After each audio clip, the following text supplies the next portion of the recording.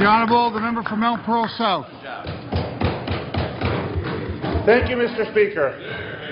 Mr. Speaker, it's certainly a pleasure, Mr. Speaker, to stand in here in this Honourable House and say a few words. And I can assure everybody that I have a lot to say, and I will take every opportunity I can to speak on behalf of the people of my district. First of all, Mr. Speaker, We've heard that before. First of all, Mr. Speaker, I want to take the opportunity just to welcome everybody back on all sides of the House, and I'm sure that we're going to have lots of opportunity, as I said, to debate the issues, and I certainly look forward to it.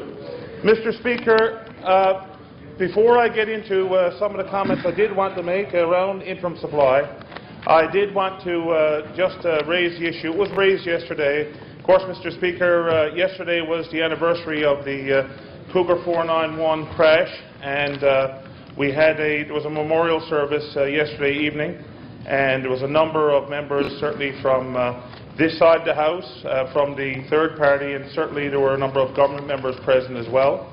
And it was a very touching service, to say the least. And you know, Mr. Speaker, I think that when you think about what happened there, when you look at the families who were there still in mourning at that event yesterday evening, I think it says to all of us that offshore safety is something that we all need to strive for. It certainly needs to transcend any partisan politics, and I believe that as members of this Honourable House, we all have to work together to ensure that we can improve the offshore safety for the people of Newfoundland and Labrador. We know that there are a number of issues surrounding offshore safety. We know that there was 4 recommendations made by the Transportation Safety Board, of which only 2 were implemented. We know that we have a need. I think all parties have agreed there's a need for an independent safety regulator. And we all, I think, also agree that we need to see improvements to search and rescue.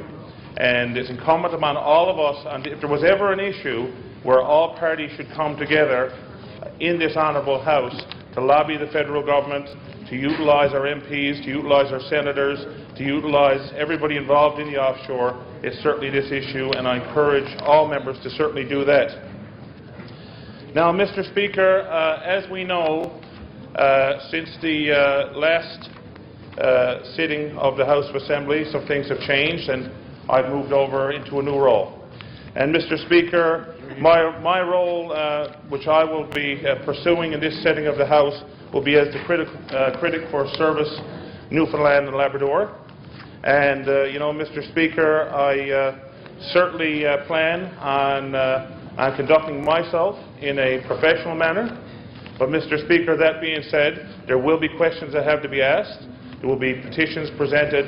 There will be commentary made, and we'll be holding the Minister of Service NL's feet to the fire when it comes to issues as it relates to that particular department, and I certainly look forward to doing just that.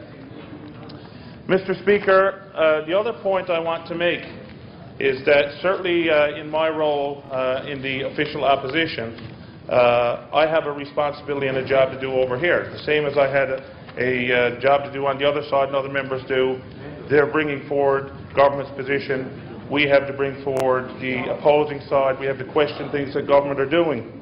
And but that being said, as I've heard my colleague, the member for Burgeo-Lafoyle, say on a number of occasions, and the member from Bay of Islands, that when government do good things, it's also important that we acknowledge that. And I certainly intend to acknowledge when government do good things, not simply criticising for the sake of criticising. So, Mr. Speaker, the first thing I just want to acknowledge government for is to say that at least as a first step, they're talking about doing a review of Bill 29, and I'm glad that they're doing that, Mr. Speaker. It's certainly an issue which I raised when I was on the other side. Unfortunately, there was no action taken at that particular time, Mr. Speaker.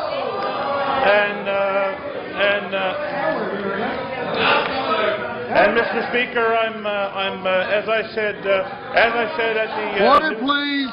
Order, please. Order. Anyway, Mr. Speaker, that's something that I did, and I actually had the emails to prove it, and that's why we'll table that at another time. But anyway, Mr. Speaker, as I said, I'm very glad to see that that's going to happen, and it's certainly one of the key reasons why I'm over on this side of the House now, but I'm glad they're doing it. Now, I think a lot of people would say, Mr. Speaker, I think a lot of people would say that, yeah, here we're hearing all the heckling over here now, Mr. Speaker. And let me say this, Mr. Speaker, before I go any further, okay? Mr. Speaker, my intention here, as I said, is to operate in a respectful manner, but I'm also going to say that I'm not going to be bullied. We're talking about kids, we talk about our children standing up to bullies, and I'm not going to be bullied by anybody across this side of the House. Not at all. Not going to happen. And if there's going to be attempts to bully me, then I'll be calling out the members who are doing the bullying, and I'll let the people know.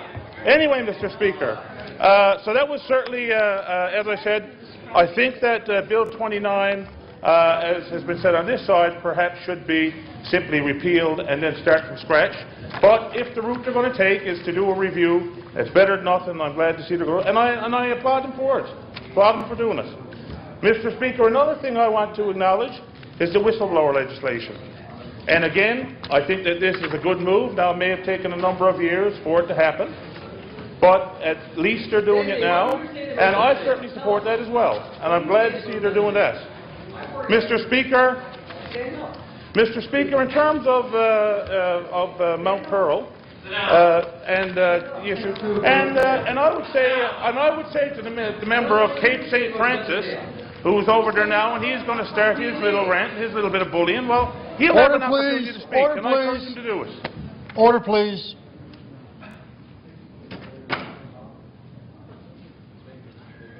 Order, please. The Honourable, the member for Mount Pearl South. Yes, thank you, Mr. Speaker.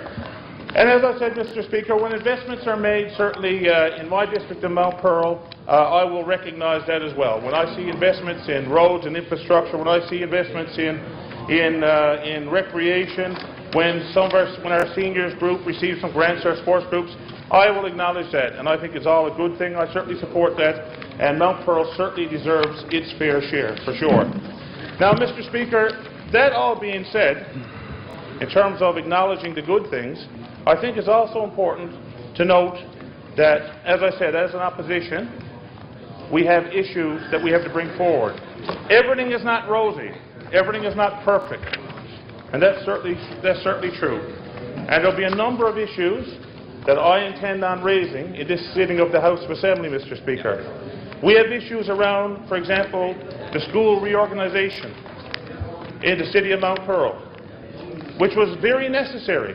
There's no doubt about it. It's necessary, and it's been a number of years where it was supposed to happen, didn't happen, and was 2 or 3 years of delays for whatever reason. It's finally happening, and that's a good thing. That's a good thing. But that being said, there are a lot of parents in the city of Mount Pearl, particularly parents in St. Peter's Elementary, Newtown Elementary, that have serious concerns about what's being proposed.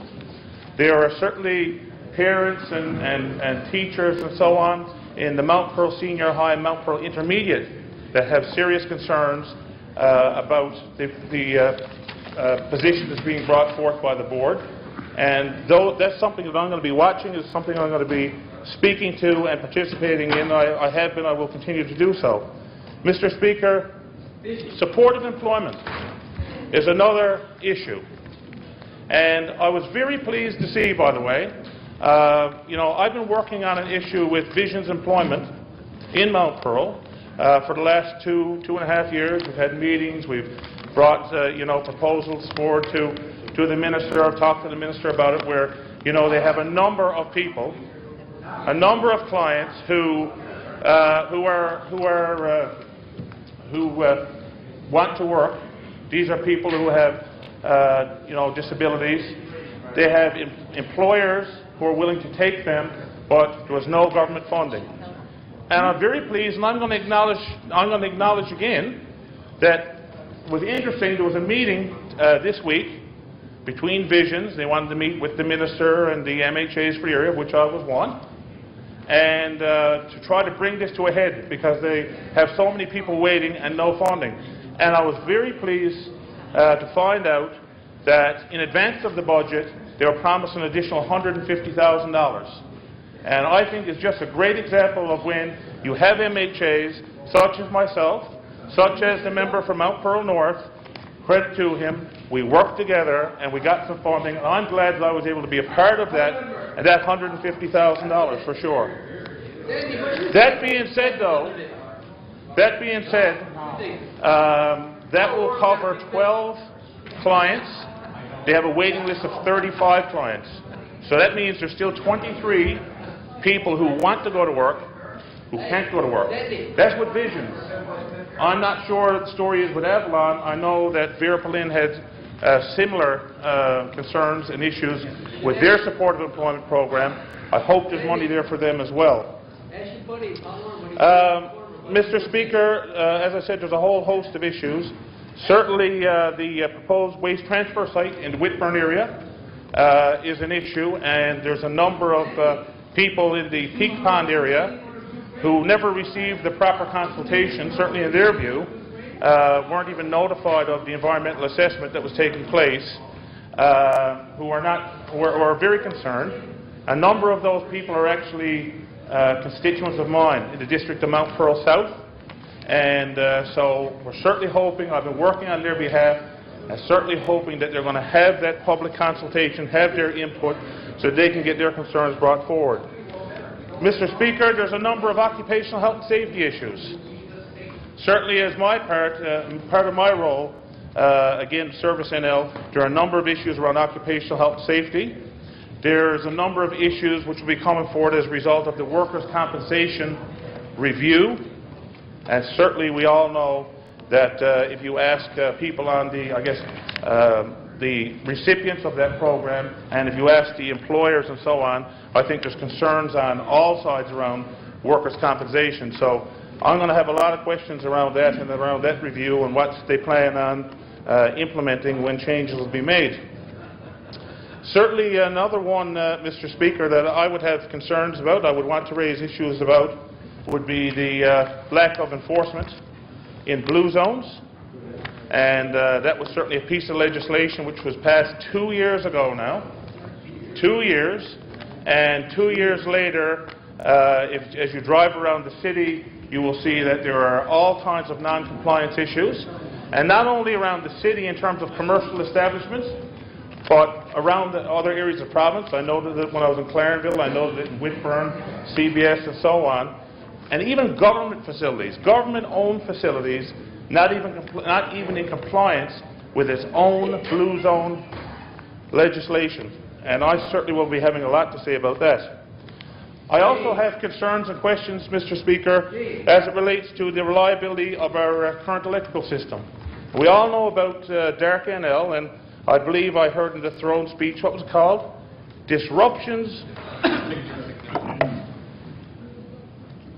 Disruptions which were particularly significant.